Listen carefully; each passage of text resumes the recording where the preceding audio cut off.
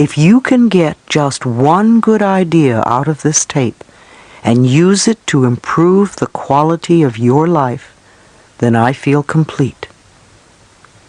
As you listen, you will become aware that I use many terms, such as power, intelligence, infinite mind, higher power, God, universal power, inner wisdom, and so on.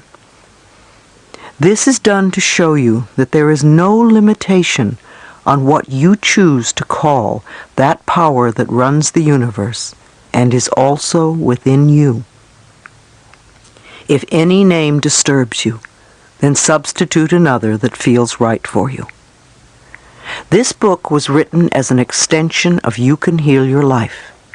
Time has passed since the writing of that book, and many new ideas have revealed themselves to me. Those ideas I wish to share with all of you who have been writing over the years asking for more information. I feel an important thing to be aware of is that the power we are all seeking out there is also within us and readily available to us to use in positive ways. May this tape reveal to you how very powerful you really are. I am not a healer. I do not heal anyone. I think of myself as a stepping stone on a pathway of self-discovery. I create a space where people can learn how incredibly wonderful they are by teaching them how to love themselves. That's all I do. I'm a person who supports people. I help people take charge of their lives. I help them discover their own power and inner wisdom and strengths. I help them get the blocks and the barriers out of the way so they can love themselves no matter what circumstances they happen to be going through. This doesn't mean that we will never have problems, but it is how we react to the problem that makes a tremendous difference. After years of individual counseling with clients and conducting hundreds of workshops and intensive training programs across the country and around the world, I find that there is only one thing that seems to heal every problem, and that is to love yourself. When people start to love themselves more each day, it's amazing how their lives get better. They feel better. They often get the jobs they want. They have the money they need. Their relationships either improve or the negative ones dissolve and new ones begin. It's a very simple premise, loving yourself. I've often been criticized for being too simplistic, and yet I have found that the simple things are usually the most profound. Someone said to me recently, "You gave me the most wonderful gift. You gave me the gift of myself." So many of us hide from ourselves, and we don't even know who we are. We don't know what we feel. We don't know what we want. Life is a voyage of self-discovery. To me, to be enlightened is to go within and to know who and what we really are, and to know that we have the ability to change for the better by loving and taking care of ourselves. It's not selfish to love ourselves. It clears us so that we can love ourselves enough to love other people. We can really help the planet when we come from a space of great love and joy on an individual basis. The power that created this incredible universe has often been referred to as love, and God is love. We have often heard the statement, "Love makes the world go round." It's all true. Love is the binding agent that holds the whole universe together. To me, love is deep appreciation. When I talk about loving ourselves, I mean having a deep appreciation for who we are. We accept all the different parts of ourselves, our little peculiarities, the embarrassments, the things we may not do so well, and all the wonderful qualities too. We accept the whole package with love, unconditionally. Unfortunately, many of us will not love ourselves until we lose the weight, or get the job, or get the raise, or the boyfriend, or whatever. We often put conditions on our love, but we can change. We can love ourselves as we are right now. There is also a lack of love on this planet as a whole. I believe our whole planet has a dis-ease called AIDS, and more people are dying every day. This physical challenge has given us the opportunity to overcome barriers and to go beyond our morality standards and differences of religion and politics, and to open our hearts. The more of us who can do it, the quicker we are going to find the answers. We are in the midst of enormous individual and global change. I believe that all of us who are living at this time chose to be here to be a part of these changes, to bring about change, and to transform the world from the old way of life to a more loving and peaceful existence. In the Piscean age, we looked out there for our Savior. Save me, please take care of me. Now we are moving into the Aquarian age, and we are learning to go within to find our Savior. We are the power we have been seeking. We are in charge of our lives. If you are not willing to love yourself today, then you are not going to love yourself tomorrow. Because whatever excuse you have today, you'll still have tomorrow. Maybe you'll have the same excuse 20 years from now, and even leave this lifetime holding on to the same excuse. Today is the day you can love yourself totally with no expectations. I want to help create a world where it is safe for us to love each other, where we can express who we are and be loved and accepted by the people around us without judgment, criticism, or prejudice. Loving begins at home. The Bible says, "Love thy neighbor as thyself." Far too often we forget the last couple of words, as thyself. We really can't love anyone out there unless the love starts inside us. Self-love is the most important gift we can give ourselves, because when we love who we are, we will not hurt ourselves, and we will not hurt anyone else. With inner peace, there would be no wars, no gangs, no terrorists, and no homeless. There would be no dis-ease, no AIDS, no cancer, no poverty, and no starvation. So this, to me, is a prescription for world peace, to have peace within ourselves. Peace, understanding, compassion, forgiveness, and most of all, love. We have the power within us to affect these changes.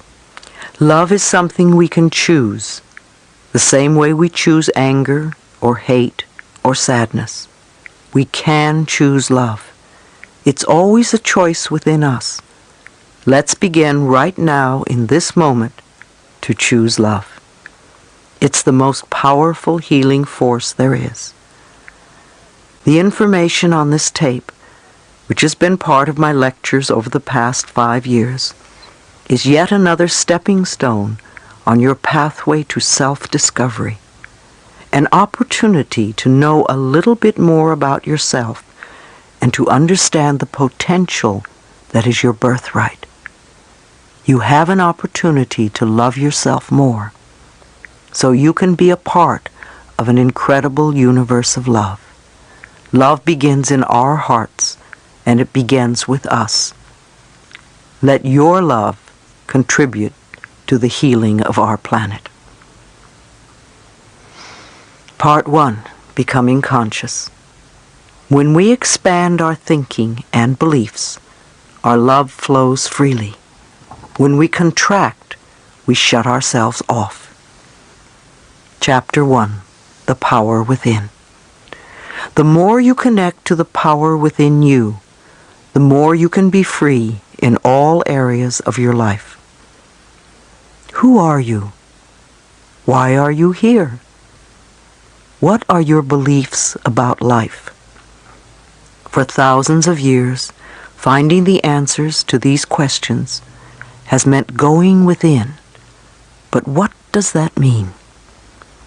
I believe there is a power within each of us that can lovingly direct us to our perfect health, perfect relationships, perfect careers, and which can bring us prosperity of every kind. In order to have these things, we have to believe first that they are possible. Next, we must be willing to release the patterns in our lives that are creating conditions we say we do not want. We do this by going within and tapping the inner power that already knows what is best for us. If we are willing to turn our lives over to this greater power within us, the power that loves and sustains us, we can create more loving and prosperous lives. I believe that our minds are always connected to the one infinite mind, and therefore all knowledge and wisdom is available to us at any time. We are connected to this infinite mind, this universal power that created us, through that spark of light within, our higher self, or the power within. The universal power loves all of its creations. It is a power for good, and it directs everything in our lives.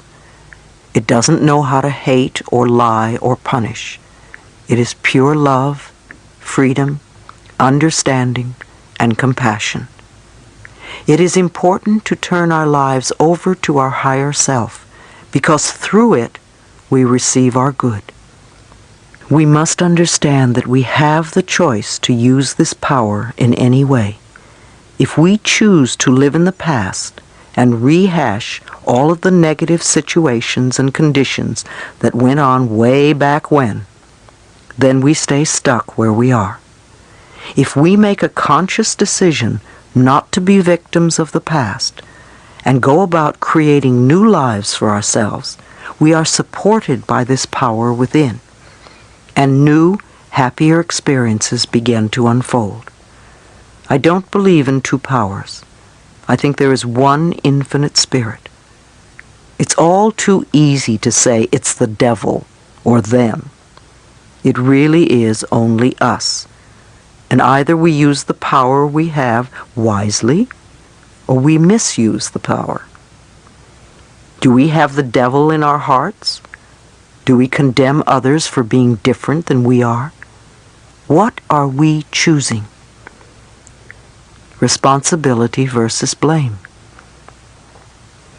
I also believe that we contribute toward the creation of every condition in our lives, good or bad, with our thinking, feeling patterns. The thoughts we think create our feelings, and then we begin to live our lives in accordance with these feelings and beliefs. This is not to blame ourselves for things going wrong in our lives. There is a difference between being responsible and blaming ourselves or others. When I talk about responsibility, I am really talking about having power. Blame is about giving away one's power. Responsibility gives us the power to make changes in our lives. If we play the victim role, then we are using our personal power to be helpless. If we decide to accept responsibility, then we don't waste time blaming somebody or something out there. Some people feel guilty for creating illness or poverty or problems. They choose to interpret responsibility as guilt. And some members of the media like to refer to it as New Age guilt. These people often feel guilty because they believe that they have failed in some way. However, they usually accept everything as a guilt trip in one way or another, because it's another way to make themselves wrong, and that is not what I'm talking about. If we can use our problems and illnesses as opportunities to think about how we can change our lives, we have power. Many people who come through catastrophic illnesses say that it was the most wonderful thing that ever happened to them because it gave them a chance to go about their lives differently. A lot of people, on the other hand, go around saying, "I'm a victim, woe is me, please, doctor, fix me." I think these people will have a difficult time even getting well or handling their problems. Responsibility is our ability to respond to a situation. We always have a choice. It does not mean that we deny who we are and what we have in our lives. It merely means that we can acknowledge that we have contributed to where we are. By taking responsibility, we have the power to change. We can say, "What can I do to make this different?" We need to understand that we all have personal power all the time. It depends on how we use it. Many of us are now realizing that we come from dysfunctional homes. We carry over a lot of negative feelings about who we are and our relationship to life. My childhood was filled with violence, including sexual abuse. I was starved for love and affection and had no self-esteem at all. Even after leaving home at the age of 15, I continued to experience abuse in many forms. I hadn't yet realized that the thinking, feeling patterns I had learned early in life had brought this abuse upon me. Children often respond to the mental atmosphere of the adults around them. So I learned early about fear and abuse and continued to recreate those experiences for myself as I grew up. I certainly didn't understand that I had the power to change all of this. I was unmercifully hard on myself because I interpreted lack of love and affection to mean that I must be a bad person. All of the events you have experienced in your lifetime up to this moment have been created by your thoughts and beliefs from the past. Let's not look back on our lives with shame. Look at the past as part of the richness and fullness of your life. Without this richness and fullness, we would not be here today. There is no reason to beat yourself up because you didn't do better. You did the best you knew how. Release the past in love. And be grateful that it has brought you to this new awareness. The past only exists in our minds and in the way we choose to look at it in our minds. This is the moment we are living. This is the moment we are feeling. This is the moment we are experiencing. What we are doing right now is laying the groundwork for tomorrow. So this is the moment to make the decision. We can't do anything tomorrow, and we can't do it yesterday. We can only do it today. What is important is what we are choosing to think, believe, and say right now. When we begin to take conscious charge of our thoughts and words, then we have tools that we can use. I know this sounds simple, but remember, the point of power is always in the present moment. It is important for you to understand that your mind is not in control. You are in control of your mind. The higher self is in control. You can stop thinking those old thoughts. When your old thinking tries to come back and say, "It's so hard to change," take mental command. Say to your mind, "I now choose to believe it is becoming easy for me to make changes." You may have this conversation with your mind several times before it acknowledges that you are in charge and that you really mean what you say. Imagine that your thoughts are like drops of water. One thought or one drop of water does not mean very much. As you continue to repeat the same thoughts over and over, you first notice a stain on the carpet, then there's a little puddle, then a pond, and as these thoughts continue, they can become a lake and finally an ocean. What kind of ocean are you creating? One that is polluted and toxic and unfit to swim in?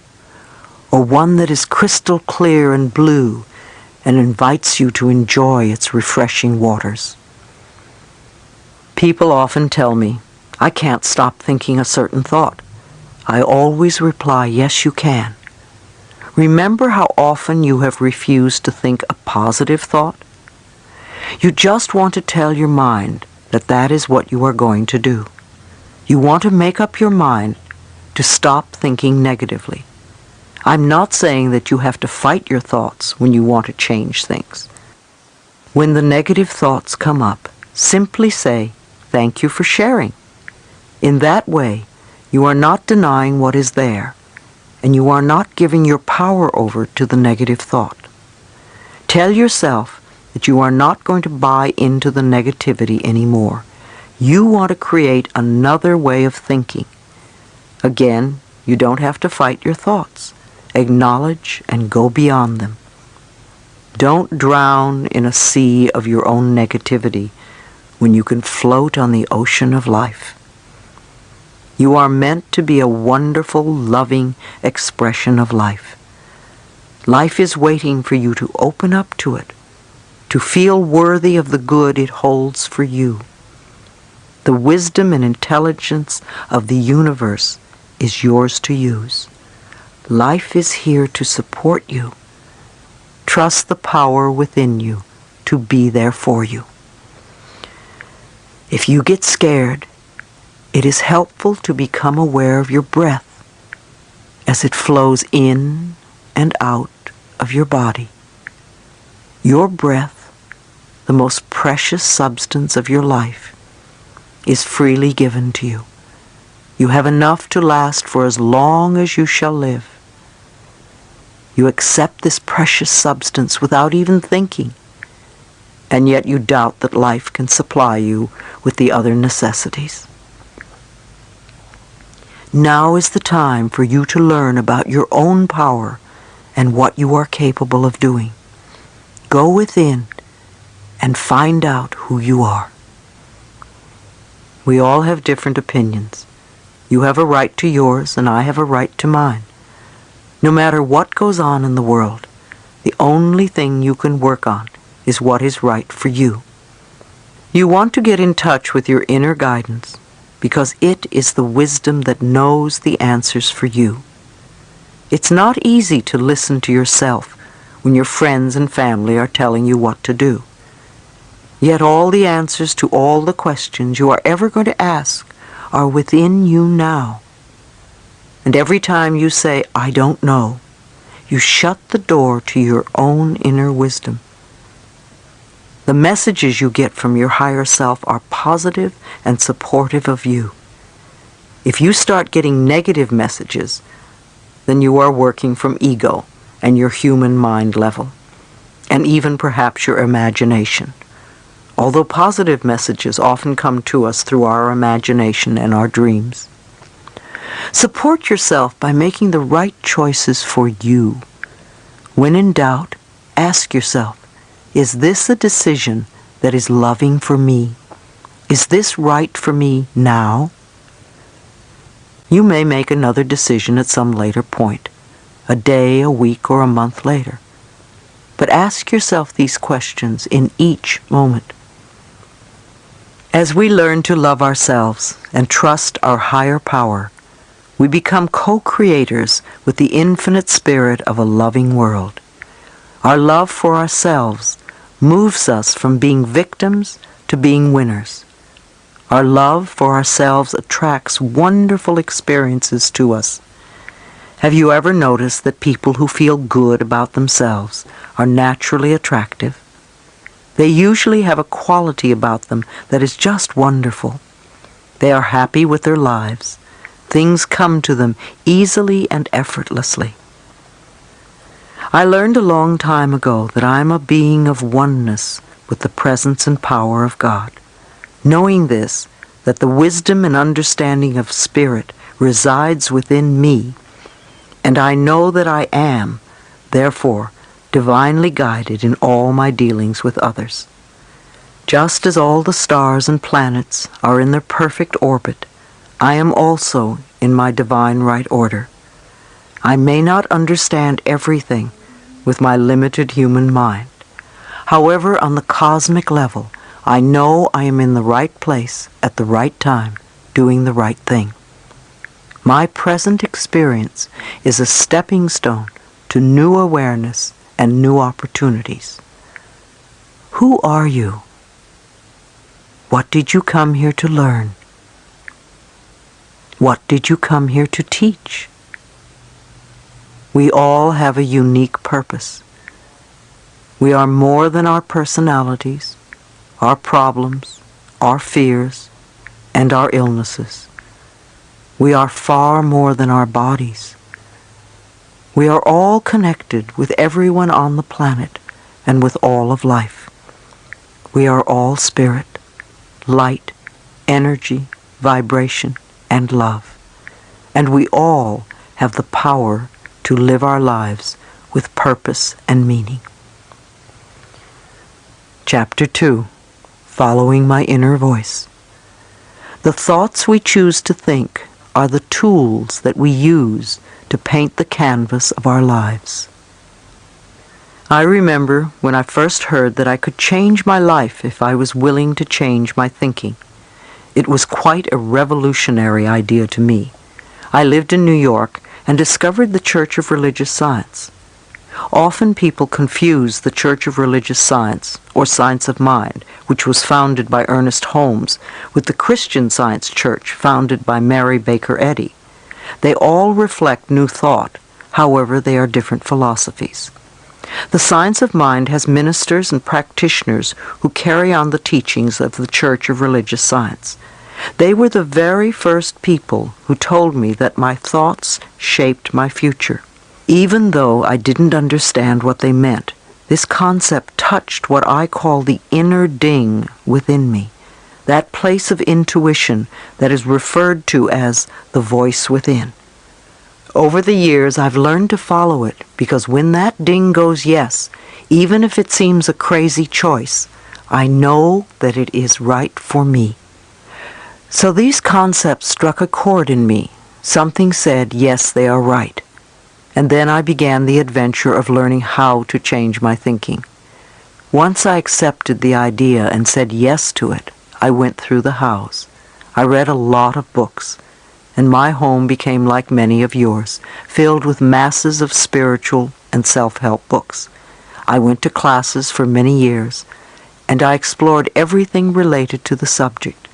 I literally immersed myself in New Thought philosophy, a new way of thinking. It was the first time that I had really studied in my life. Up until then, I didn't believe in anything. My mother was a lapsed Catholic, and my stepfather was an atheist. I had some strange idea that Christians either wore hair shirts or were eaten by lions, and neither appealed to me. I really delved into Science of Mind, because that was an avenue that was open for me at the time, and I found it really wonderful. At first it was sort of easy. I grasped a few concepts, and I started to think and talk a little bit differently. In those days I was a constant complainer and full of self-pity. I just loved to wallow in the pits. I didn't know that I was continually perpetuating more experiences in which to pity myself. But then again, I didn't know any better in those days. Gradually I found that I was no longer complaining quite so much. I started to listen to what I said. I became aware of my self-criticism, and I tried to stop it. I began to babble affirmations without quite knowing what they meant. I started with the easy ones, of course, and a few small changes began to take place. I got the green lights and the parking places, and boy, did I think I was hot stuff. Wow, I thought I knew it all, and I very soon became quite cocky and arrogant and dogmatic in my beliefs. I felt I knew all the answers. In hindsight, it was really my way of feeling safe in this new area. When we start to move away from some of our old rigid beliefs, especially if we've been previously in total control, it can be very scary. It was very frightening for me, so I would grasp onto whatever would make me feel safe. It was a beginning for me, and I still had a long way to go. And I still do.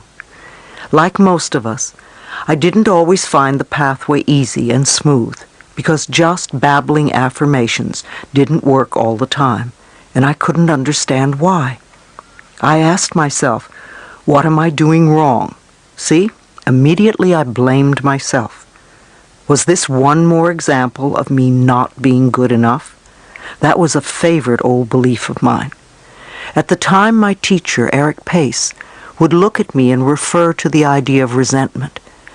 I didn't have the faintest idea what he was talking about. Resentment? Me? Surely I didn't have any resentments. After all, I was on my pathway. I was spiritually perfect. How little I could see myself then. I continued doing the best I could in my life. I studied metaphysics and spirituality and learned about myself as much as possible. I grasped what I could, and sometimes I applied it. Often we hear a lot of things, and sometimes we grasp them, but we don't always practice them. Time seemed to go by very quickly, and at that point I had been studying science of mind for about 3 years and had just become a practitioner of the church. I began to teach the philosophy, but I wondered why my students seemed to be floundering. I couldn't understand why they were so stuck in their problems. I gave them so much good advice. Why weren't they using it and getting well? It never dawned on me that I was speaking the truth more than I was living it. I was like a parent who tells the child what to do, but then does exactly the opposite. Then one day, seemingly out of the blue, I was diagnosed with vaginal cancer. First I panicked like anyone else. Then I had doubts that all this stuff I was learning was valid. It was a normal and natural reaction. I thought to myself, if I was clear and centered, I wouldn't have the need to create the illness. In hindsight, I think when I was diagnosed, I felt safe enough at that point to let the illness surface so that I could do something about it, rather than having it be another hidden secret that I wouldn't know about until I was dead. I knew too much by then to hide from myself any longer. I knew that cancer was a dis-ease of resentment that is held for a long time until it eats away at the body. When we stifle our emotions inside of us, they have to go somewhere in the body. If we spend a lifetime stuffing things down, they will eventually manifest somewhere in the body.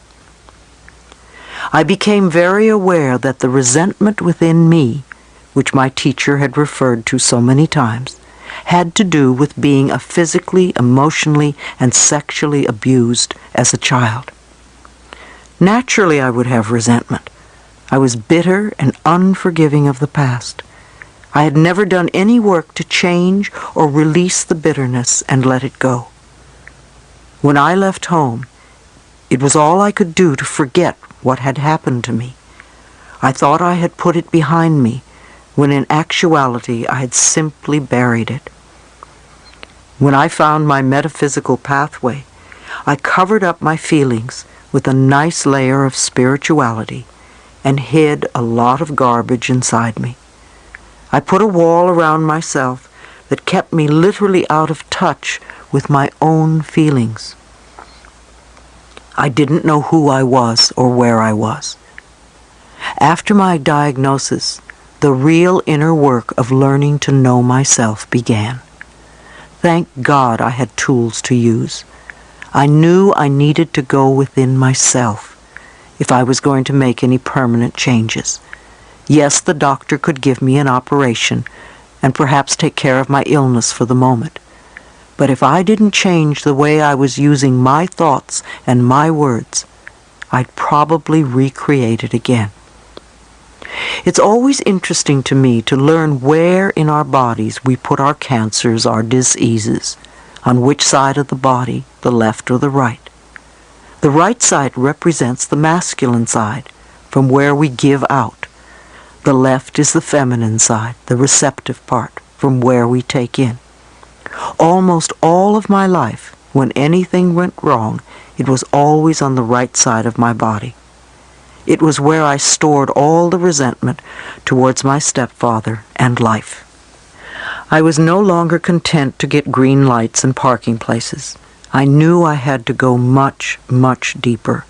I realized that I was not really progressing in my life the way I wanted to because I hadn't really cleared out this old garbage from childhood, and I wasn't living what I was teaching. I had to recognize the inner child inside me and work with her. My inner child needed help because she was still in great pain. I quickly began a self-healing program in earnest. I concentrated totally on me and did little else. I became very committed to getting well. Some of it was a little weird, yet I did it anyway. After all, this was my life on the line. It became almost a 24-hour-a-day job for the next 6 months. I began reading and studying everything I could find out about alternative ways to heal cancer because I truly believed it could be done. I did a nutritional cleansing program that detoxified my body from all the junk foods I had eaten for years. For months, I seemed to be living on sprouts and pureed asparagus. I know I had more to eat, but that is what I remember the most. I worked with my Science of Mind minister and teacher, Eric Pace, to clear the mental patterns so the cancer wouldn't return. I said affirmations and did visualizations, prayers, and spiritual mind treatments. I did daily sessions in front of a mirror. The most difficult words to say were, "I love you. I really love you." It took a lot of tears and a lot of breathing to get through it. When I did, it was as if I took a quantum leap. I also went to a good psychotherapist who was skilled in helping people express and release their anger. I spent a long period of time beating pillows and screaming. It was wonderful. It felt so good because I had never, ever had permission to do that in my life. I don't know which method worked. Maybe a little bit of everything worked. Most of all, I was really consistent with what I did. I practiced during all my waking hours. I thanked myself before I went to sleep for what I had done during the day. I affirmed that my healing process was taking place in my body while I slept, and that I would awaken in the morning bright and refreshed and feeling good. In the morning, I'd awaken and thank myself and my body for the work that was done during the night. I would affirm that I was willing to grow and learn each day and make changes without seeing myself as a bad person. I also worked on understanding and forgiveness. One of the ways was to explore my parents' childhoods as much as I could. I began to understand how they were treated as children, and I realized that because of the way they were brought up, they couldn't really have done anything differently than they did. My stepfather was abused at home, and he continued this abuse with his children. My mother was brought up to believe that the man was always right, and you stood by and let him do what he wanted. No one taught them a different approach. It was their way of life. Step by step, my growing understanding of them enabled me to start the forgiveness process. The more I forgave my parents, the more willing I was to forgive myself. Forgiveness of ourselves is enormously important. Many of us do the same damage to the inner child that our parents did to us. We just continue the abuse, and it's very sad. When we were children and the other people mistreated us, we didn't have many options. But when we grow up and we still mistreat the inner child, it's disastrous. As I forgave myself, I began to trust myself. I found that when we don't trust life or other people, it's really because we don't trust ourselves. We don't trust our higher selves to take care of us in all situations. So we say, I'll never fall in love again because I don't want to get hurt, or I'll never let this happen again. We are really saying to ourselves, I don't trust you enough to take good care of me, so I'm going to stay away from everything. Eventually, I began to trust myself enough to take care of me, and I found it easier and easier to love myself once I trusted myself. My body was healing, and my heart was healing. My real spiritual growth had come in such an unexpected way. As a bonus, I began to look younger. The clients I now attracted were almost all people who were willing to work on themselves. They made enormous progress without me really doing anything. They could sense and feel that I was living the concepts I was teaching, and it was easy for them to accept these ideas. Of course they had positive results. They began to improve the quality of their lives. Once we begin to make peace with ourselves on the inner level, life seems to flow much more pleasantly. So what did this experience teach me personally? I realized that I had the power to change my life if I was willing to change my thinking and release the patterns that kept me living in the past. This experience gave me the inner knowledge that if we are willing, really willing to do the work, the mental work, we can make incredible changes in our minds, our bodies, and our lives. No matter where you are in life, no matter what you've contributed to creating, no matter what's happening, you are always doing the best you can with the understanding and awareness and knowledge that you have. And when you know more, you will do it differently, as I did. Don't berate yourself for where you are. Don't blame yourself for not doing it faster or better. Say to yourself, I'm doing the best I can. And even though I'm in a mess now, I will get out of it somehow. So let's find the best way to do it. If all you do is tell yourself that you're stupid and no good, then you stay stuck. You need your own loving support if you want to make changes. The methods I use are not my methods. Most of them I learned at Science of Mind, which is what I basically teach. Yet these principles are as old as time. If you read any of the old spiritual teachings, you will find the same messages. I am trained as a minister of the Church of Religious Science. However, I do not have a church. I am a free spirit. I express the teachings in simple language so that they may reach many people. This path is a wonderful way of getting your head together and really understanding what life is all about, and how you can use your own mind to take charge of your life. When I started all this over 20 years ago, I had no idea that I would be able to bring hope and help to the number of people that I do today. Chapter 3. The Power of Your Spoken Word. Every day, declare for yourself what you want in life. Declare it as though you have it. The law of mind. There is a law of gravity, and there are several other physical laws, like physics and electricity, most of which I don't understand. There are also spiritual laws, like the law of cause and effect. What you give out comes back. There is also a law of mind. I don't know how it works, in much the same way that I don't know how electricity works. I only know that when I flick the switch, the light comes on. I believe that when we think a thought, or when we speak a word or a sentence, it somehow goes out from us into a law of mind and comes back to us as experience. We are now beginning to learn the correlation between the mental and the physical.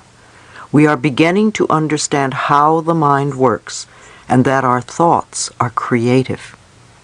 Our thoughts speed through our minds very quickly, so it is difficult to shape them at first. Our mouths, on the other hand, are slower. So if we can start editing our speech by listening to what we say and not letting negative things come out of our mouths, then we can begin to shape and control our thoughts. There is tremendous power in our spoken words, and many of us are not aware just how important they are. Let us consider words as the foundation of what we continually create in our lives. We use words all the time, yet we babble away, seldom thinking about what we are truly saying or how we are saying it. We pay very little attention to the selection of our words. In fact, most of us speak in negatives. As children, we were taught grammar. We were taught to select words according to these rules of grammar. However, I have always found that the rules of grammar continually change, and what was improper at one time is proper at another time, or vice versa. What was slang in the past is considered common usage in the present. However, grammar does not take into consideration the meaning of words and how they affect our lives. On the other hand, I was not taught in school that my choice of words would have anything to do with what I would experience in life. No one taught me that my thoughts were creative, or that they could literally shape my life. Nobody taught me that what I gave out in the form of words would return to me as experiences. The purpose of the Golden Rule was to show us a very basic law of life. Do unto others as you would have them do unto you. Or, what you give out comes back to you. It was never meant to cause guilt. No one ever taught me that I was worth loving or that I deserved good. And nobody taught me that life was here to support me. I remember that as children, we would often call each other cruel and hurtful names and try to belittle one another. But why did we do that? Where did we learn such behavior? Look at what we were taught. Many of us were told repeatedly by our parents or teachers that we were stupid or dumb or lazy.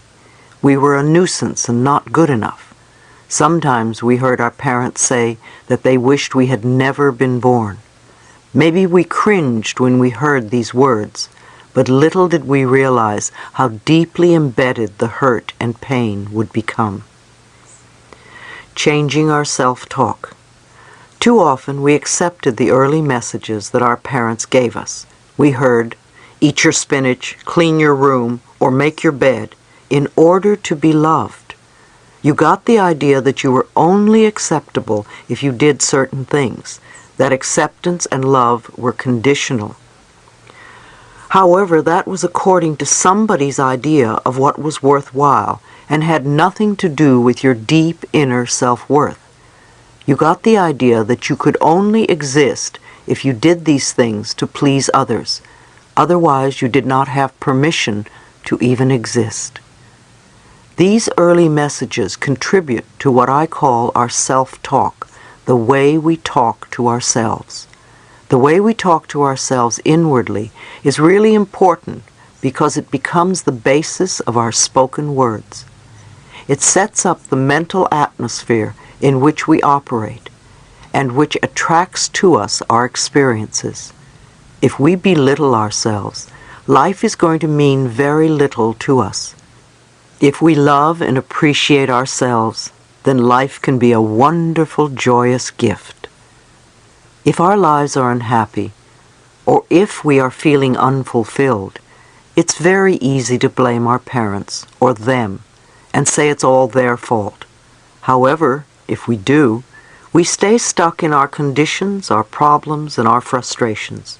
Words of blame will not bring us freedom. Remember, there is a power in our words. Again, our power comes from taking responsibility for our lives. I know it sounds scary to be responsible for our lives, but we really are, whether we accept it or not. If we want to be responsible for our lives, we've got to be responsible for our mouths. The words and phrases we say are only extensions of our thoughts. Start to listen to what you say. If you hear yourself using negative or limiting words, change them. If I hear a negative story, I don't go around repeating it to everyone. I think it has gone far enough and I let it go. If I hear a positive story, however, I will tell everyone. When you are out with other people, begin to listen to what they say and how they say it. See if you can connect what they say with what they are experiencing in life. Many people live their lives in shoulds. Should is a word that my ear is very attuned to. It is as if a bell goes off every time I hear it. Often I will hear people use a dozen shoulds in a paragraph.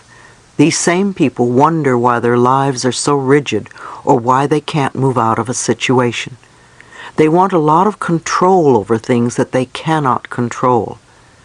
They are either making themselves wrong or making someone else wrong. And then they question why they aren't living lives of freedom.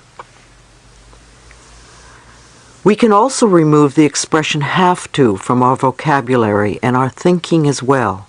When we do, we will release a lot of self-imposed pressure on ourselves. We create tremendous pressure by saying, I have to go to work, I have to do this, I have to. Instead, let's begin to say choose to. I choose to go to work because it pays the rent right now or whatever. Come from choice. Choose to puts a whole different perspective on our lives. Everything we do is by choice, even though it may not seem to be so. A lot of us also use the word but. We make statements, then we say but, which heads us in two different directions. We give conflicting messages to ourselves. Listen to how you use the word but the next time you speak. Another expression we could be mindful of is don't forget. We are so used to saying don't forget this or that, and what happens? We forget. We really want to remember, and instead we forget. So we can begin to use the phrase please remember in place of don't forget, or I will always remember instead of I will never forget. When you wake up in the morning, do you curse the fact that you have to go to work? Do you complain about the weather? Do you grumble that your back or your head hurts? What is the second and third thing you think or say? Do you yell at the children to get up? Most people say more or less the same thing every morning. How does what you say start your day? Is it positive and cheerful and wonderful? Or is it whining and condemning? If you grumble and complain and moan, you're setting yourself up for just such a day. What are your last thoughts before going to bed? Are they powerful, healing thoughts or poverty, worry thoughts? When I speak of poverty thoughts, I don't mean only about the lack of money. It can be a negative way of thinking about anything in your life, any part of your life that is not flowing freely. Do you worry about tomorrow? Usually, I will read something positive before I go to sleep. I am aware that when I sleep, I am doing a lot of clearing that will prepare me for the next day. I find it very helpful to turn over to my dreams any problems or questions I may have. I know my dreams will help me take care of whatever is going on in my life. I am the only person who can think in my mind, just like you are the only person who can think in your mind. Nobody can force us to think in a different way.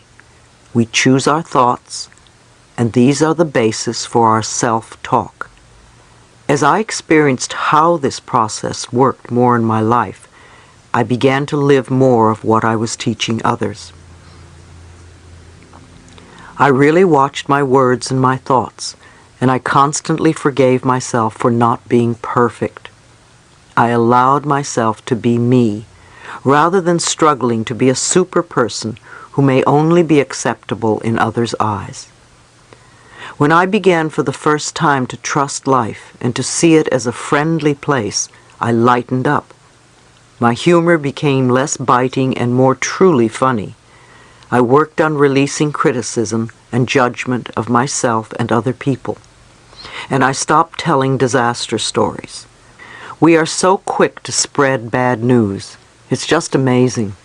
I stopped reading the newspaper and gave up the 11 o'clock news at night because all the reports were concerned with disaster and violence and very little good news. I realized that most people don't want to hear good news. They love to hear bad news so that they have something to complain about. Too many of us keep recycling the negative stories until we believe that there is only bad in the world. For a while there was a radio station that broadcast only good news, but it went out of business. When I had my cancer, I decided to stop gossiping, and to my surprise I found I had nothing to say to anyone. I became aware that whenever I met a friend, I would immediately dish the latest dirt with them. Eventually I discovered there were other ways of talking, although it wasn't an easy habit to break. Nonetheless, if I gossiped about other people, then other people probably gossiped about me, because what we give out, we get back. As I worked more and more with people, I really began to listen to what they said. I really began to hear the words, not just get the general drift. Usually after 10 minutes with a new client, I could tell exactly why they had a problem, because I could hear the words they were using.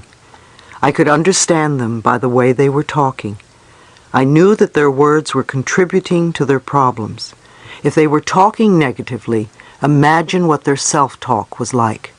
It must be more of the same negative programming, poverty thinking, as I called it.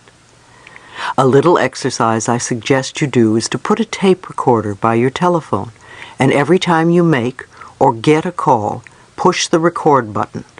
When the tape is full on both sides, listen to what you've been saying and how you say it.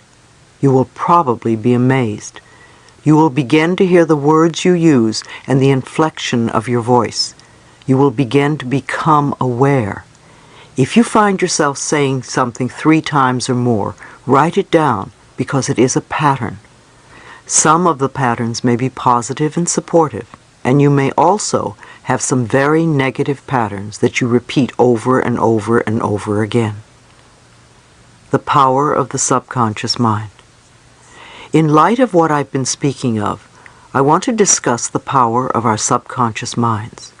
Our subconscious minds make no judgments. The subconscious mind accepts everything we say and creates according to our beliefs. It always says yes. Our subconscious minds love us enough to give us what we declare. We have choice, though. If we choose these poverty beliefs and concepts, then it is assumed that we want them. It will continue to give us these things until we are willing to change our thoughts and words and beliefs for the better. We are never stuck because we can always choose again. There are billions and billions of thoughts from which to choose. Our subconscious minds don't know true from false or right from wrong. We don't want to deprecate ourselves in any way. We don't want to say something like, "Oh, stupid old me," because the subconscious mind will pick up this self-talk, and after a while you will feel that way. If you say it enough times, it will become a belief in your subconscious.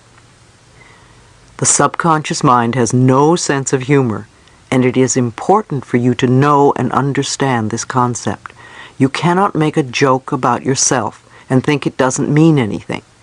If it is a put-down about yourself, Even if you're trying to be cute or funny about it, the subconscious mind accepts it as true. I don't let people tell put-down jokes in my workshops. They can be raunchy but not put-downs of a nationality or sex or whatever. So don't joke about yourself and make derogatory remarks about yourself, because they will not create good experiences for you. Don't belittle others either. The subconscious mind doesn't distinguish between you and the other person. It hears the words, and it believes you are talking about yourself. The next time you want to criticize someone, ask why you feel that way about yourself. You only see in others what you see in yourself. Instead of criticizing others, praise them, and within a month, you will see enormous change within you. Our words are really a matter of approach and attitude. Notice the way that lonely, unhappy, poor, sick people talk. What words do they use? What have they accepted as the truth for themselves? How do they describe themselves? How do they describe their work, their lives, their relationships? What do they look forward to? Be aware of their words, but please don't run around telling strangers that they are ruining their lives by the way they talk. Don't do it to your family and friends either, because the information will not be appreciated. Instead, use this information to begin to make the connection for yourself and practice it if you want your life to change. Because even on the smallest level, if you change the way you talk, your experiences are going to change. If you are a person with an illness who believes that it is fatal and that you're going to die and that life is no good because nothing ever works for you, then guess what? You can choose to release your negative concept of life. Start affirming for yourself that you are a person who is lovable and that you are worth healing and that you attract everything you need on the physical level to contribute to your healing. Know that you are willing to get well and that it is safe for you to get well. Many people only feel safe when they are sick. They are usually the kind that have difficulty saying the word no. The only way they can say no is by saying, "I'm too sick to do it." It's a perfect excuse. I remember a woman at one of my workshops who had 3 cancer operations. She couldn't say no to anybody. Her father was a doctor, and she was Daddy's good little girl, so whatever Daddy told her to do, she did. It was impossible for her to say no. No matter what you asked her, she had to say yes. It took 4 days to get her to literally shriek no at the top of her lungs. I had her do it while shaking her fist, no, no, no, and once she got into it, she loved it. I find that many women with breast cancer can't say no. They nourish everybody except themselves. One of the things I recommend to a woman with breast cancer is that she must learn to say no. No, I don't want to do it. No. 2 or 3 months of saying no to everything and everyone will begin to turn things around. She needs to nourish herself by saying, "This is what I want to do, not what you want me to do." When I used to work with clients privately, I would hear them argue on behalf of their limitations, and they would always want me to know why they were stuck because of one reason or another. If we believe we are stuck and accept that we are stuck, then we are stuck. We get stuck because our negative beliefs are being fulfilled. Instead, let's begin to focus on our strengths. Many of you tell me that my tapes saved your lives. I want you to realize that no book or tape is going to save you. A little piece of tape in a plastic box is not saving your life. What you are doing with the information is what matters. I can give you plenty of ideas, yet what you do with them is going to count. I suggest that you listen to a particular tape over and over again for a month or more so that the ideas become a new habit pattern. I'm not your healer or savior. The only person who's going to make a change in your life is you. Now, What are the messages you want to hear? I know I say this over and over again. Loving yourself is the most important thing you can do, because when you love yourself, you're not going to hurt yourself or anyone else. It's my prescription for world peace.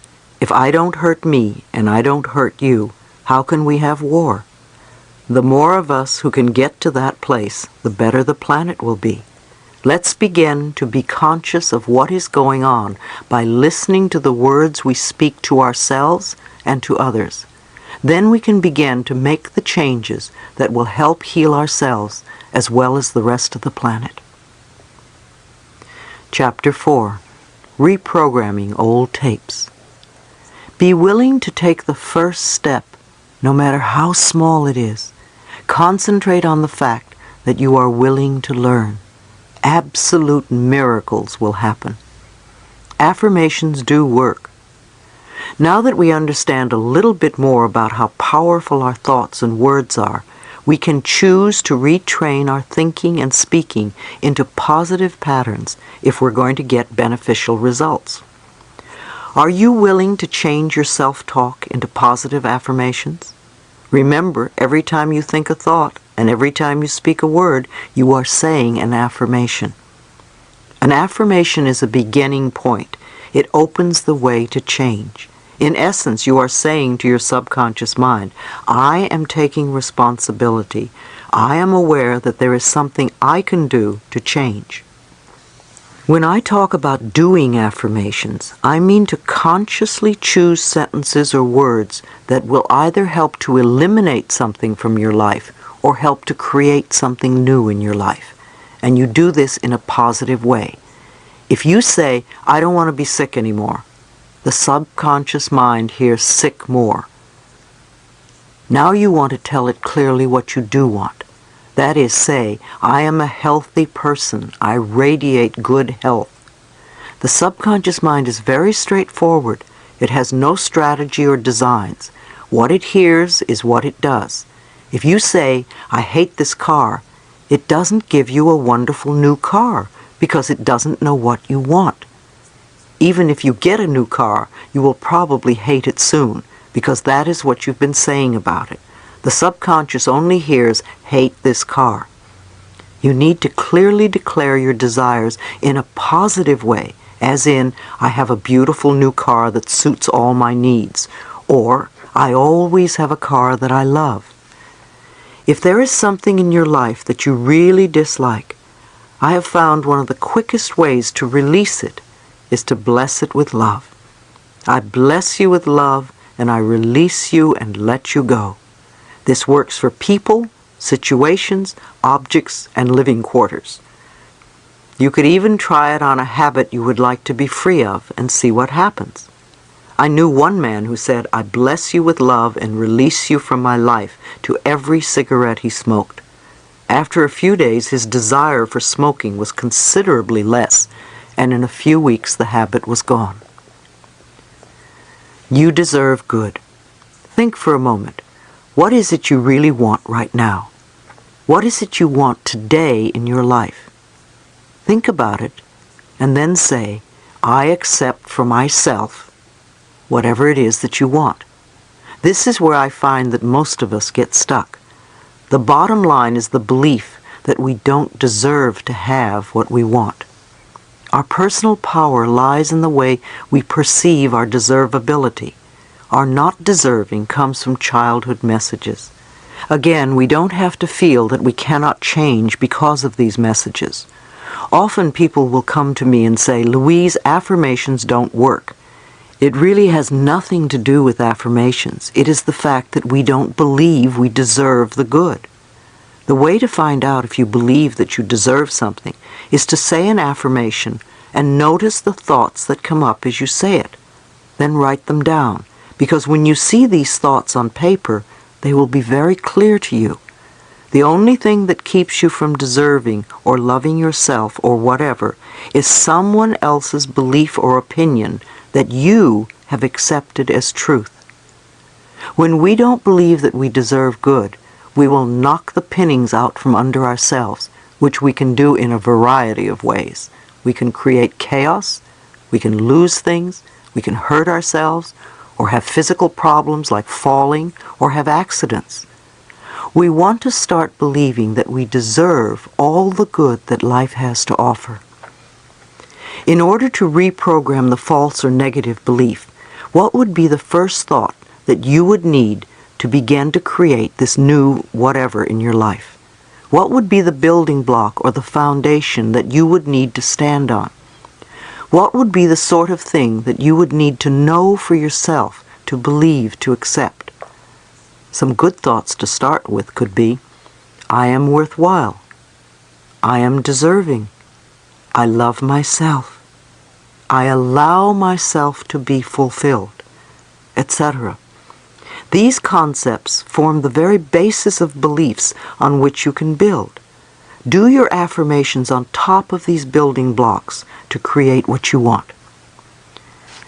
Whenever I speak somewhere, someone will come up to me at the end of the lecture or will write me a letter and tell me that he or she has had a healing take place while they were in the room. Sometimes it's very minor, and sometimes it's quite dramatic. A woman came up to me once and told me that she had had a lump in her breast and it literally disappeared during the lecture.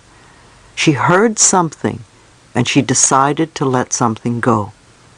This is a good example of how powerful we are. When we are not ready to let something go, when we really want to hold on to something because it's serving us in some way, it doesn't matter what we do, it probably won't work. However, when we are ready to let it go, as this woman was, it's amazing how the smallest circumstance can help us release it. If you still have a habit that you haven't released, ask yourself how it serves you. What do you get out of it? If you can't get an answer, ask in a different way. If I no longer had this habit, what would happen?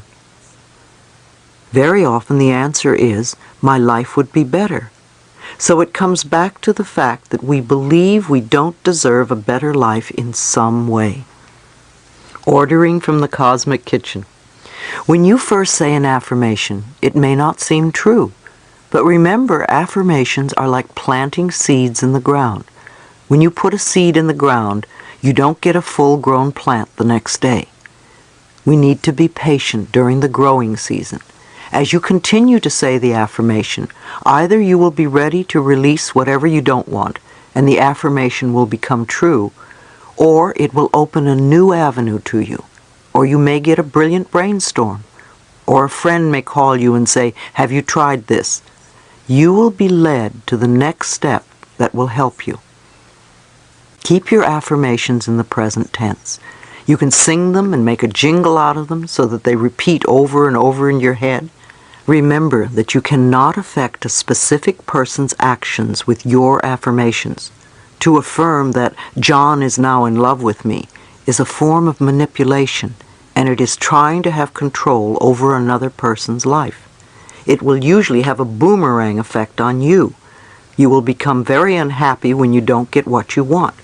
You can say, I am now loved by a wonderful man who is, and list the qualities that you want in the relationship. That way you allow the power within you to bring to you the perfect person to fill that bill, who may possibly be John. You don't know what another person's spiritual lesson is, and you don't have a right to interfere in their life process. You certainly wouldn't want someone else doing it to you. If someone is ill, bless them and send them love and peace, but don't demand that they get well. I like to think of doing affirmations as placing our order in the cosmic kitchen. If you go to a restaurant and the waiter or waitress comes and takes your order, you don't follow them into the kitchen to see if the chef got the order or how he's going to prepare the food. You sit and drink water or coffee or tea, or you talk to your friend and maybe eat your roll. You assume that your food is being prepared and will be out when it's ready. It's the same when we begin to do affirmations. When we put our order into the cosmic kitchen, the great chef, our higher power, is working on it. So you go on with your life and know that it is being taken care of. It's on order. It's happening. Now, if the food comes out and it isn't exactly what you ordered, and if you have self-esteem, you will send it back. If not, you will eat it. You also have a right to do that with the cosmic kitchen. If you don't get exactly what you want, you can say, "No, that's not quite it. This is what I want." Perhaps you weren't clear in your ordering. The idea here, too, is to let go. At the end of my treatments and meditations, I use the words, "and so it is." It's a way of saying, "Higher power, it's in your hands now. I release it to you." Reprogramming the subconscious mind. The thoughts we think accumulate, and when we are unaware, the old thought resurfaces.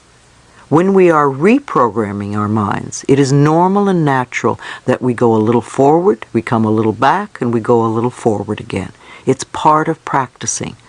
I don't think there is any new skill that you can learn absolutely 100% in the first few minutes.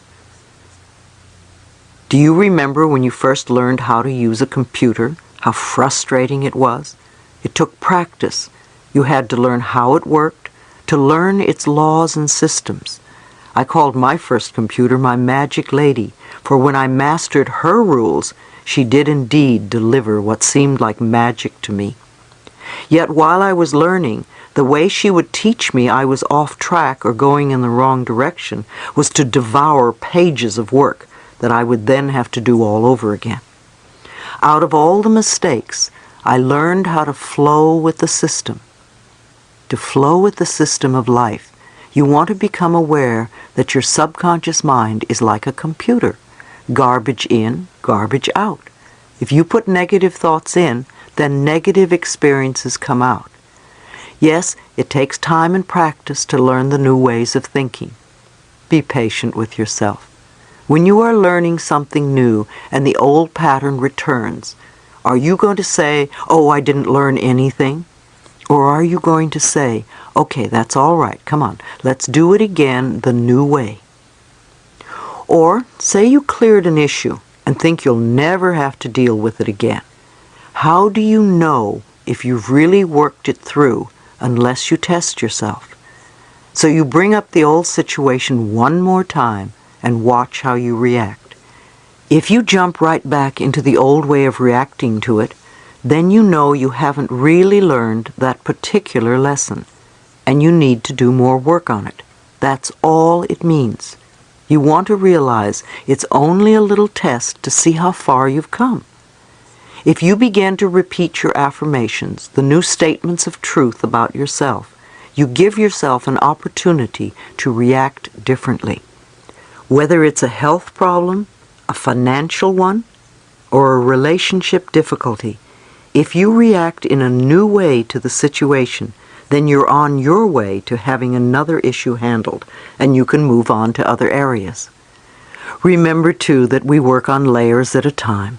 You can reach a plateau and think, "I've done it," and then later on some old issue resurfaces and you may injure yourself or get sick, and you don't get better for some time. Look to see what the underlying beliefs are. It may mean that you have some more work to do because you are going to the next deeper layer.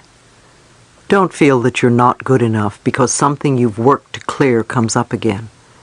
When I discovered that I was not a bad person because once again I was facing an old issue, it became much easier for me to keep going.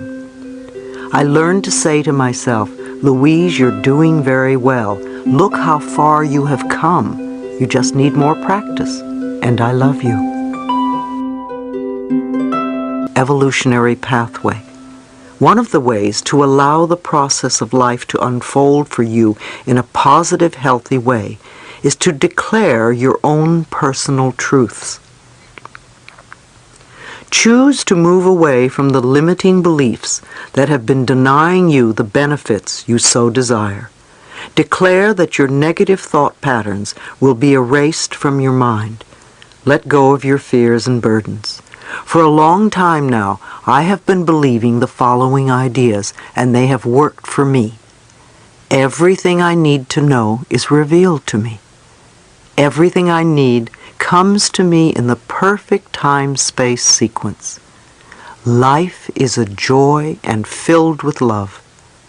I am loving and lovable and loved. I am healthy and filled with energy. I prosper wherever I turn. I am willing to change and to grow. And all is well in my world. I have learned that we don't always stay positive 100% of the time, and I include myself in this knowledge. As much as possible, I see life as a wonderful, joyous experience. I believe that I am safe. I have made it a personal law for me. I believe that everything I need to know is revealed to me, so I need to keep my eyes and ears open. When I had cancer, I remember thinking that a foot reflexologist would be very helpful to me. One evening I went to a lecture of some sort. Usually I sit in the front row because I like being close to the speaker. However, that night I was compelled to sit in the back row, and right after I sat down, a foot reflexologist sat next to me.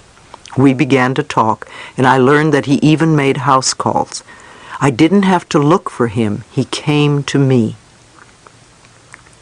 I also believe that whatever I need comes to me in the perfect time-space sequence. When something goes wrong in my life, I immediately start to think, all is well, it's okay, I know that this is all right. It's a lesson, it's an experience, and I'll pass through it. There is something here that is for my highest good. All is well. Just breathe, it's okay. And I do the best I can to calm myself so I can think rationally about whatever is going on. And of course, I do work through everything. It may take a little time, but sometimes things that seem to be great disasters really turn out to be quite good in the end, or at least not the disasters that they seem to be in the beginning. Every event is a learning experience. I do a lot of positive self-talk, morning, noon, and night. I come from a loving space of the heart, and I practice loving myself and others as much as I possibly can. My capacity to love expands all the time. What I do today is much more than I was doing 6 months or a year ago.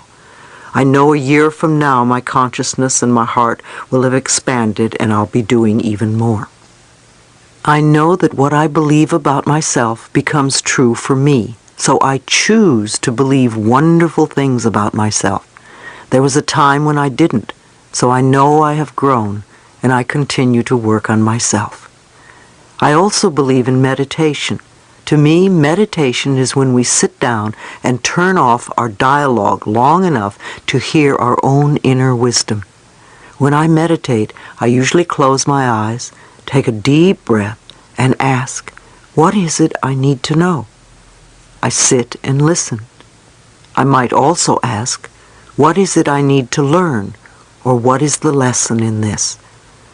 Sometimes we think we're supposed to fix everything in our lives, and maybe we're really only supposed to learn something from the situation. I remember when I first began to meditate, I had violent headaches for the first 3 weeks. Meditation was so unfamiliar and against all my usual inner programming. Nevertheless, I hung in there, and the headaches eventually disappeared. If you are constantly coming up with a tremendous amount of negativity when you meditate, it may mean that it needs to come up, and when you quiet yourself, it starts to flow to the surface. Simply see the negativity being released. Try not to fight it. Allow it to continue as long as it needs to. If you fall asleep when you meditate, that's all right too. Let the body do what it needs to do. It will balance out in time. Reprogramming your negative beliefs is very powerful. A good way to do it is by making a tape with your own voice saying your affirmations. Play it as you go to sleep. It will have a great deal of value for you because you will be listening to your own voice. An even more powerful tape would be your mother's voice telling you how wonderful you are and how much she loves you. Once you have the tape, it's good to relax the body before you begin reprogramming. Some people like to start with the tips of their toes and move to the top of their head, tensing and relaxing. However you do it, breathe and release the tension. Let the emotions go. Get to a state of openness and receptivity. The more relaxed you are, the easier it is to receive the new information. Remember, you are always in charge and you are always safe. It's wonderful to listen to tapes or read self-awareness books and do your affirmations. But what are you doing for the other 23 hours or so a day? You see, that is what really matters. If you sit down and meditate and then get up and rush to work and scream at somebody, that counts too. Meditations and affirmations are wonderful, yet what you do at other times are just as important. Treat doubt as a friendly reminder. I'm often asked questions about whether people are doing affirmations correctly or whether they are even working, and about doubt. I'd like you to think of doubt a little differently than you may have been. I believe that the subconscious mind resides in the solar plexus area of the body, where you carry those gut feelings. When something sudden happens, don't you immediately get a strong feeling in your gut? It is where you take everything in and store it. Ever since we were little children, every message we have received, everything we have done, all the experiences we have had, all that we have said, have all gone into the filing cabinets right there in the solar plexus area.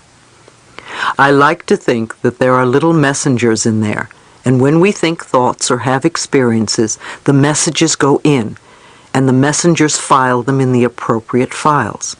For many of us, we have been building up files labeled, "I'm not good enough, I'll never make it, I don't do it right." We have gotten absolutely buried under these files. Suddenly, we do a few affirmations such as, "I'm wonderful and I love myself." And the messengers pick them up and say, "What's this? Where does it go? We've never seen this one before." So the messengers call doubt. "Doubt, come over here and see what's going on." So doubt picks up the message and asks the conscious mind, "What's this? You've always been saying the other things." And on a conscious level, we can react in two ways. We can say, "Oh, you're right, I'm terrible, I'm no good, I'm sorry, that's not the right message," and go back to our old ways. Or we can say to doubt, "That was the old message. I have no need for it now. This is the new message." Tell doubt to start a new file, because there will be lots of these loving messages coming through from now on. Learn to treat doubt as a friend, not the enemy, and thank it for questioning you. Use it to strengthen your new beliefs. It doesn't matter what work you do in this world. Doesn't matter if you are a bank president or a dishwasher, a housewife or a sailor. You have wisdom inside of you that is connected to universal truth. When you are willing to look within and ask a simple question such as, "What is this experience trying to teach me?" And if you are willing to listen, then you will have the answer. Most of us are so busy running around creating the soap opera and drama we call our lives that we don't hear anything. Don't give your power over to other people's pictures of right and wrong. They only have power over us when we give our power to them. Groups of people give their power over to others. It happens in a lot of cultures. Women in our culture often give their power to men. They say things like, "My husband won't allow me to." Well, that's certainly giving your power away. If you believe it, you box yourself into a place where you can't do anything unless you are given permission by another person. Who do you give your power to? The more open-minded you are, the more you learn, and the more you can grow and change. A woman once shared with me that when she got married, she was very unassertive because that was the way she was brought up. It took years for her to realize that her conditioning kept her locked in a corner. She blamed everyone, her husband and her in-laws, for her problems. Eventually, she divorced her husband. However, she still blamed him for so many things that were not right in her life. It took her 10 years to relearn her patterns and to take her power back. In hindsight, she realized that she was responsible for not speaking up and for not standing up for herself, not her husband or her in-laws. They were there to reflect back to her what she felt inside, a sense of powerlessness. Don't give your power away based on what you read either. I remember years ago I read some articles in a well-known magazine, and I happened to know something about each subject described in the articles, and in my opinion the information was totally erroneous. The magazine lost all credibility for me, and I didn't read it again for many years. You are the authority in your life, so don't think that because something is in print that it's always the truth. Inspirational speaker Terry Cole Whitaker wrote a wonderful book called What You Think of Me Is None of My Business. It's true. What you think of me is none of my business. It's your business. In the end, what you think of me is going out from you in vibrations and will come back to you. When we have illumination, when we become conscious of what we are doing, we can begin to change our lives. Life is really here for you. You need only ask. Tell life what you want, and then allow the good to happen. Part 2. Dissolving the barriers. We want to know what is going on inside us, so we can know what to let go. Instead of hiding our pain, we can release it totally. Chapter 5. Understanding the blocks that bind you.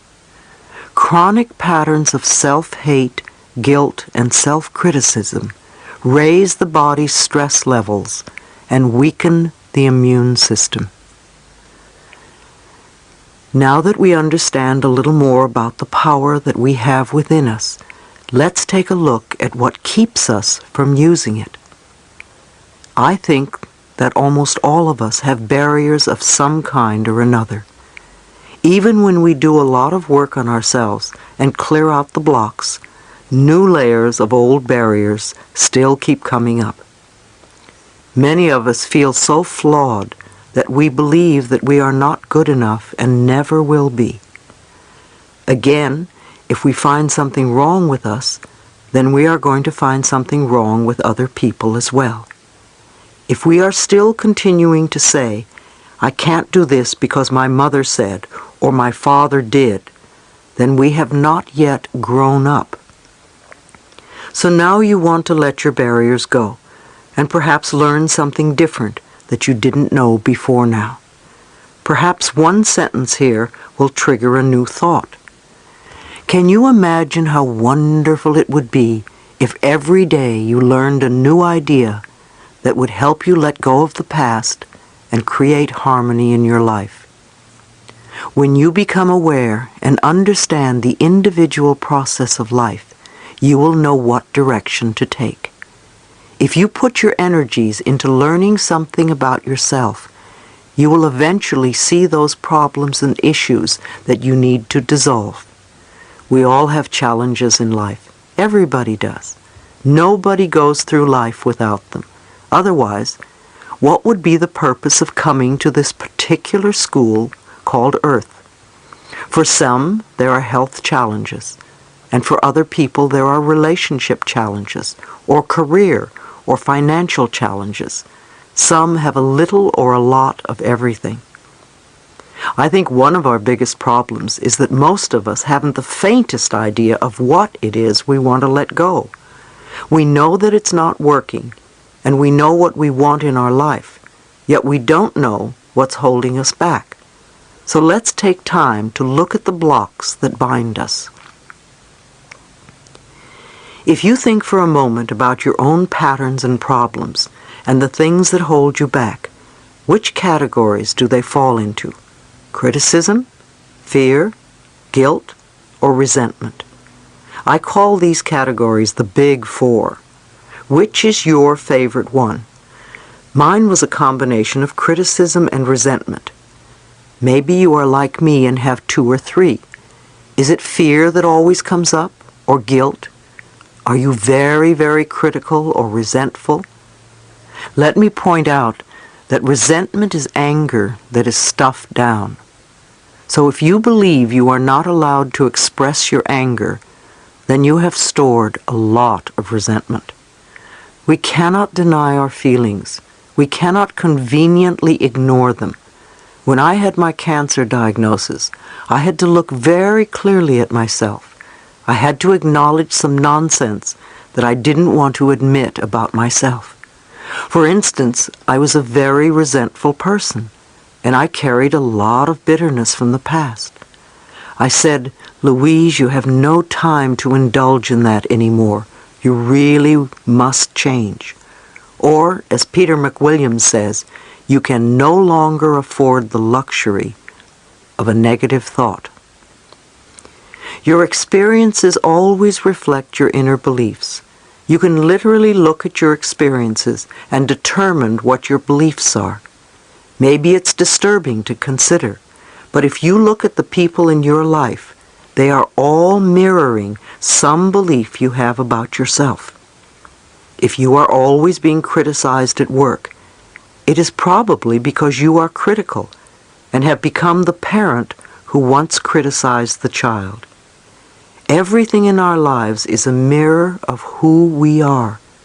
When something is happening out there that is not comfortable, we have an opportunity to look inside and say, how am I contributing to this experience?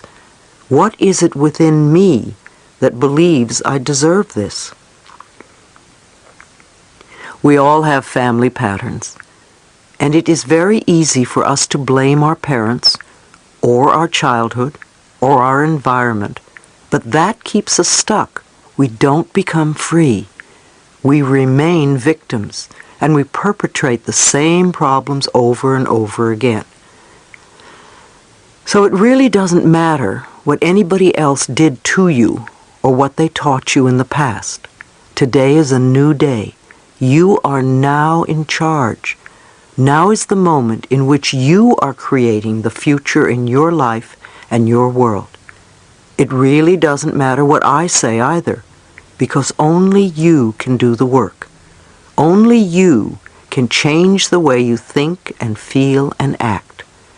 I'm just saying that you can. You definitely can, because you have a higher power within you that can help you break free from these patterns if you allow it. You can remind yourself that when you were a little baby, you loved yourself for who you were. There is not one little baby who criticizes its body and thinks, "Oh, my hips are too big." Babies are thrilled and delighted just because they have bodies. They express their feelings. When a baby is happy, you know it. And when a baby is angry, the whole neighborhood knows it. They are never afraid to let people know how they feel. They live in the moment.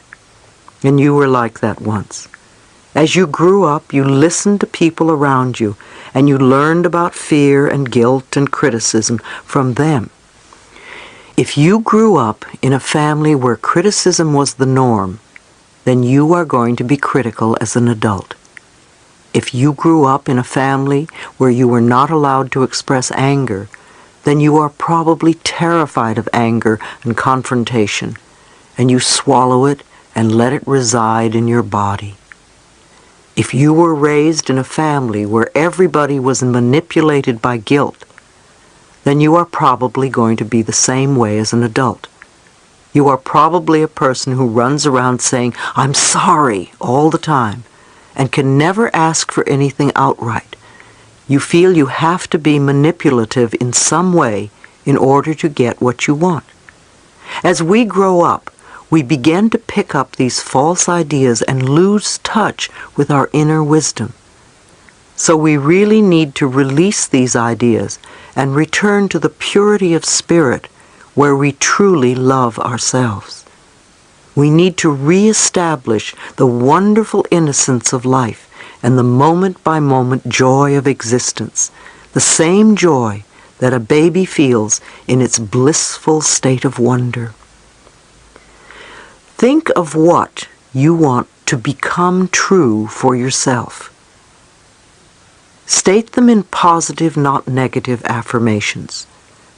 Now go to the mirror, look in your eyes, and repeat your affirmations.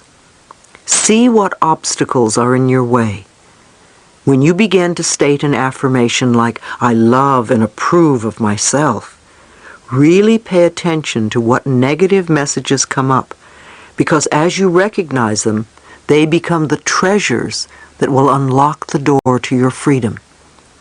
Usually the messages are one of the four I mentioned earlier: criticism, fear, guilt, or resentment. And most likely you learn these messages from people back there. Some of you have chosen some difficult tasks to handle in this lifetime, and it is my belief that we really come here to love ourselves in spite of what they say or do. We can always go beyond our parents' or our friends' limitations. If you were a good little girl or boy, you learned your parents' limited way of looking at life. You see, you're not bad. You are good children. You learned exactly what your parents taught you. Now that you are grown up, you're doing the same thing. How many of you hear yourself saying what your parents used to say? Congratulations. They were very good teachers and you were very good students.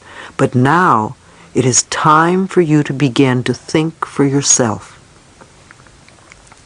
A lot of us may face resistance when we look in the mirror and repeat our affirmations. However, resistance is the first step to change. Most of us want our lives to change, but when we are told that we have to do something different, we say, "Who, me? Oh, I don't want to do that." Others may experience feelings of despair. Often if you look in the mirror and say, "I love you," the little child inside says, "Where have you been all this time? I've been waiting for you to notice me."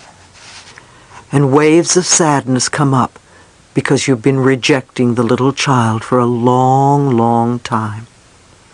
When I did this exercise in one of my workshops, a woman said she was very, very scared. I asked her what frightened her, and she shared the fact that she was an incest survivor. Many of us have had this experience called incest, and we are learning to come through it. It's interesting that it occurs so often on our planet. We read so much about incest these days, yet I don't think it is happening any more now than it ever did. We have advanced to a state where we now feel that children have rights, and we are allowing ourselves to see this ugly sore in society. In order to release the problem, we have to first recognize it, and then we can work through it. Therapy is so important for incest survivors. We need a safe space where we can work through these feelings. When we have let the anger and the rage and the shame out, then we can move to the space where we can love ourselves. No matter what we are working on, we want to remember that the feelings that come up are just feelings. We are not in the experience anymore. We need to work on making the inner child feel safe. We want to thank ourselves for having had the courage to survive this experience. Sometimes when we're dealing with an issue such as incest, it's difficult to accept that the other person was doing the best he or she could at the time with the understanding and awareness and knowledge that they had. Acts of violence always come from people who were violated themselves. We all need healing. When we learn to love and cherish who we are, we will no longer harm anyone. Stop all criticism. When we are dealing with criticism, we are usually criticizing ourselves all the time for the same things over and over. When are we going to wake up and learn that criticism doesn't work? Let's try another tactic. Let's approve of ourselves as we are right now.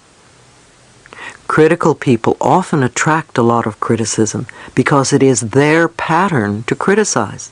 What we give out, we get back. They may also need to be perfect at all times. Who's perfect? Have you ever met a perfect person? I haven't.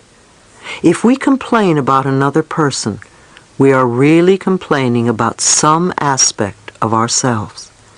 Everyone is a reflection of us, and what we see in another person, we see in ourselves.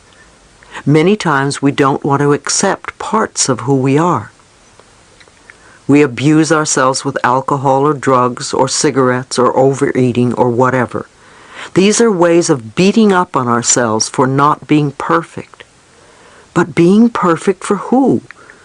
Whose early demands and expectations are we still trying to meet? Be willing to let that go. Just be. You will find that you are wonderful just as you are this very moment. If you have always been a critical person who sees life through very negative eyes, it is going to take time for you to turn yourself around to be more loving and accepting. You will learn to be patient with yourself as you practice letting go of the criticism, which is only a habit, not the reality of your being. Can you imagine how wonderful it would be if we could live our lives without ever being criticized by anyone? We would feel totally at ease, totally comfortable. Every morning would be a wonderful new day because everyone would love you and accept you, and nobody would criticize you or put you down. You can give this happiness to yourself by becoming more accepting of the things that make you unique and special. The experience of living with yourself can be the most wonderful experience imaginable. You can wake up in the morning and feel the joy of spending another day with you. When you love who you are, you automatically bring out the best in you. I'm not saying that you will be a better person, because that implies that you're not good enough now. However, you will find more positive ways to fulfill your needs and to express more of who you really are. Guilt makes us feel inferior. Many times people give you negative messages because it is the easiest way to manipulate you. If someone is trying to make you feel guilty, ask yourself, what do they want? Why are they doing this? Ask these questions instead of inwardly agreeing, oh yes, I'm guilty, I must do what they say. Many parents manipulate their children with guilt because they were raised that way. They tell lies to the children to make them feel less than. Some people are still manipulated by their relatives and friends when they grow up because, first of all, they don't respect themselves. Otherwise, they wouldn't let it happen. Secondly, they are manipulative themselves. Many of you live under a cloud of guilt. You always feel wrong, or that you are not doing the right thing, or apologizing to someone for something. You will not forgive yourself for something you did in the past. You berate yourself for a lot that goes on in your life. Let these clouds dissipate. You don't need to live that way any longer. Those of you who feel guilty can now learn to say no and call people on their nonsense. I'm not saying to be angry with them, but you don't have to play their game anymore. If saying no is new to you, say it very simply. No, I cannot do that. Don't give excuses, or the manipulator will have ammunition to talk you out of your decision. When people see that manipulating you doesn't work, they will stop. People will only control you as long as you allow them to. You may feel guilty the first time you say no. However, it gets easier the next few times. A woman at one of my lectures had a baby who was born with a congenital heart disease. She felt guilty because she believed that it was her fault. She did something to the baby. Unfortunately, guilt does not solve anything. In her case, no one did anything wrong. I told her that I thought it could have been a soul choice for the baby and a lesson for both the mother and baby.